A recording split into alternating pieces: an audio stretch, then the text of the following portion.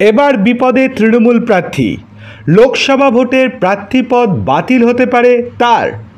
এই রকম সম্ভাবনায় তৈরি হয়ে গেল এবার। লোকসভায় নির্বাচনী হলফনামায় সম্পূর্ণ তথ্য দেননি তৃণমূল প্রার্থী জগদীশ চন্দ্র বর্মা বসুনিয়া। তৃণমূল প্রার্থীর হলফনামা নিয়ে নির্বাচন কমিশনে অভিযোগ দায়ের করেছে বিজেপি। দলের বিধায়ক মিহির গোস্বামী বুধবার সাংবাদিক বৈঠক করে বলেন, নিজের স্ত্রীর সম্পর্কে তথ্য গোপন করেছেন কোচবিহারের তৃণমূল কংগ্রেস প্রার্থী। বিজেপির দাবি, নিজের পরিবার সম্পর্কে মিথ্যা তথ্য দিয়েছেন বসুনিয়া।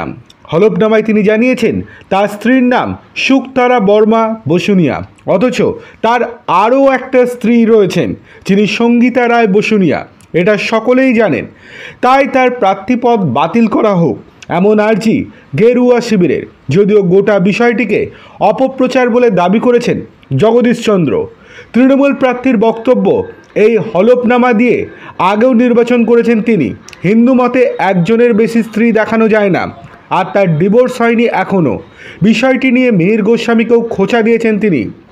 এদিকে এই বিষয়ে সাংবাদিক বৈঠক করে বিজেপি বিধায়ক মিহির গোস্বামী অন্য এক প্রশ্নও করেছেন। তিনি জানতে চেয়েছেন, নিয়ম অনুযায়ী হিন্দু বিবাহ আইনে প্রথম স্ত্রী থাকাকালীন দ্বিতীয় বিয়ে করা যায় না, তাহলে উনি কিভাবে সেটা করলেন? এই প্রসঙ্গে 2023 সালের পঞ্চায়েত নির্বাচনে সঙ্গীতার মনোনয়নপত্র তুলে ধরেছে বিজেপি, যেখানে জগদীশ চন্দ্র বর্মা বসুনিয়াকে নিজের স্বামী হিসেবে দাবি করেছে তিনি। সঙ্গীতা আবার বর্তমানে সিতাই পঞ্চায়েত সমিতির সভাপতি।